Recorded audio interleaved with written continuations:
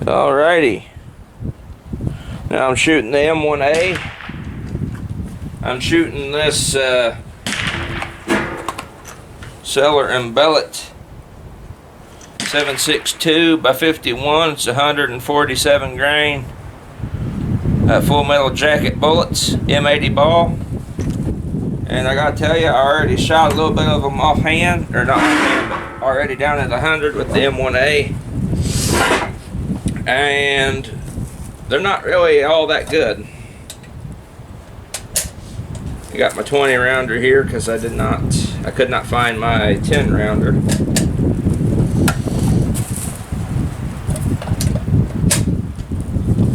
This stuff is not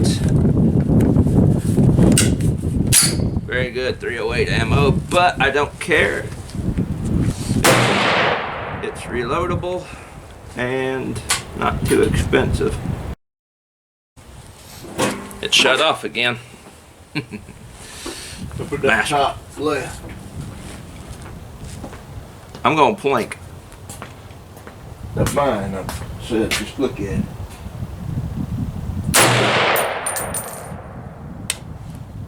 Oh Lord! I traded one.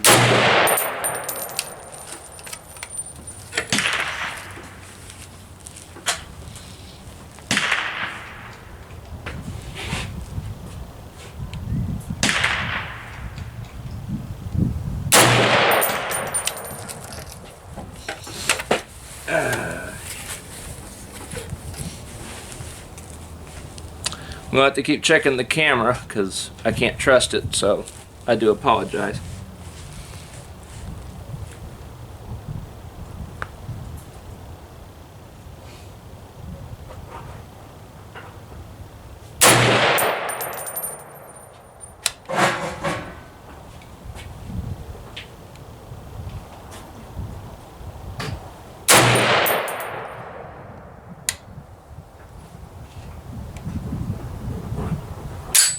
Uh-oh. That wasn't good.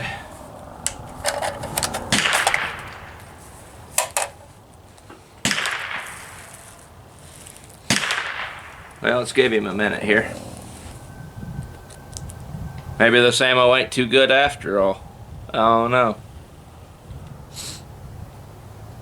The hammer fell, but the shell didn't go.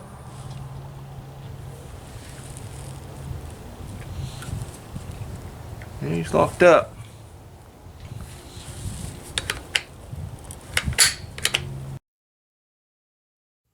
Alright folks, I'm back at home, measured out the groups. I'm doing this on my cell phone. I don't trust my camera right now. The memory card in my camera is acting foolish. Today I went out with the M1A and the M24 Hugo Mauser, and I've done groups on the, I did group shooting with the Hugo, the first shots out of it since I owned it, but I'm going to do the M1A first because there's some problems with this ammo. But first I'll show you the groups. First group here out of a clean barrel is 3.05 MOA. That's the first group holding here. They opened up quite a bit. That's not really too uncommon with M80 ball type ammo. Then here I held a little bit better, got behind my rifle a little bit better, and it got dirty a little bit. Produced a 2.30 MOA group.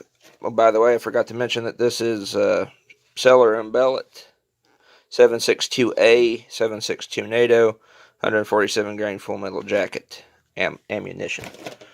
So that was the second group. Did a lot better. And then I started plinking a little bit because I kind of determined that, that's basically what this ammo is, plinking ammo. So I plinked a little bit, just holding here. It's kind of trailing off all over the place. I pulled that one way over there, but, this right here ain't too bad for rapid fire at 100 yards. Then I loaded up 5 shells and held here for the third group. I wasn't going to initially measure this one, but I did kind of take my time.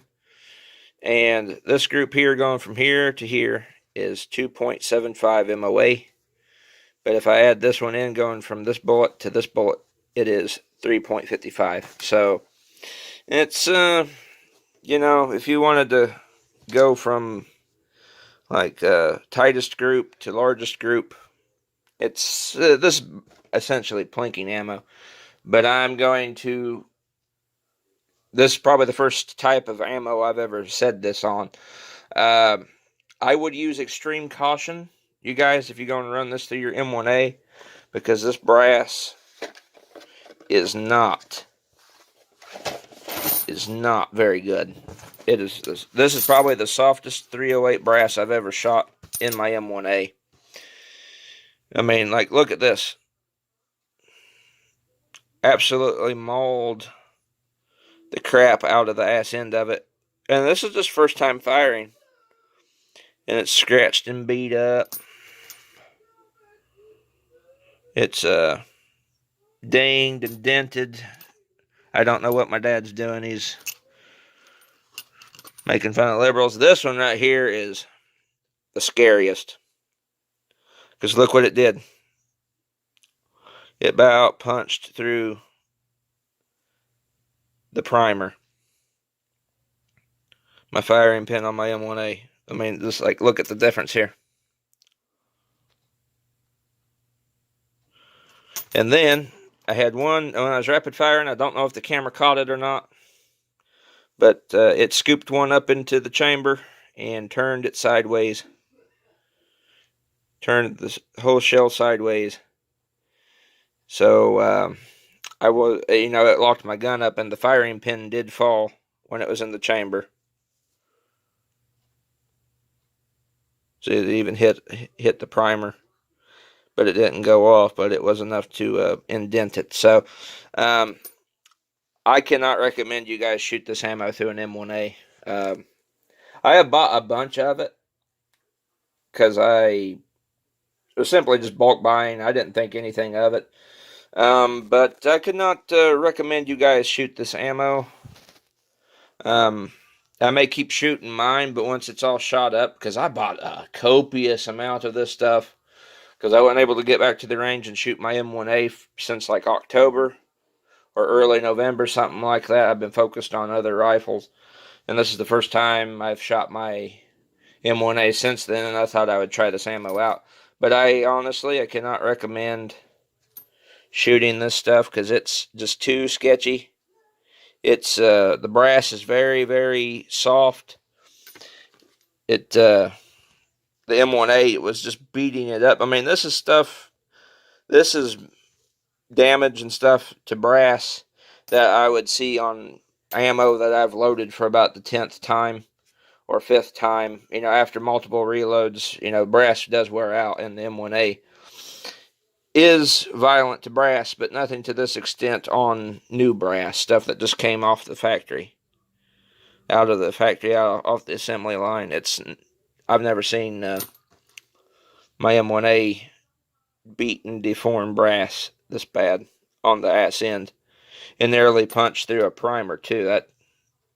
That spooked me after I saw that, because that would have probably not been good had that exploded or punched all the way through. So I would just say shoot this ammo at your own risk if you are going to run it through an M1A, because apparently it's too soft brass for the M1A to you know, to handle the M1A's bolt and the way it cycles and stuff. And I've never had to do this with 308 762 ammo, but I can't recommend, you know, it's I don't even know, maybe even an AR-10 it may not be too safe. I don't know. I'll keep shooting it a little bit. But if I have another box where it's badly beat up on the head stamps and deformed, I mean, yeah, the brass ain't too deformed on the sides. But it's, I've not seen brass scrape and scratch up that easy. And then, you know, bend. It's clearly not top quality brass. So I'll leave it at that. I'll shoot some more, see if it who knows, I may have got a fluke, but I'll shoot some more boxes and see how it holds up. Maybe this was a fluke. But for right now, I can't recommend you guys run this through your M1A. So this has been Pliskin by 51mm. See you guys all in the next video.